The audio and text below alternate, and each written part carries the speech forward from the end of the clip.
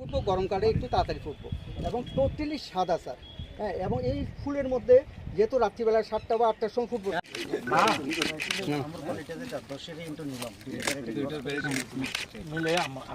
আমাদের রাজ্যে কৃষিতে, খাদ্যশস্যে, ধানে বা অন্যান্য মশলা জাতীয় যা জিনিস আছে, এই ক্ষেত্রে যেন আমরা ত্রিপুরা স্বয়ম্বর হই, এই জন্য আমাদের কৃষি এবং কৃষক কল্যাণ দপ্তর কাজ করে যাচ্ছে। এটার নাম নাগিছড়া।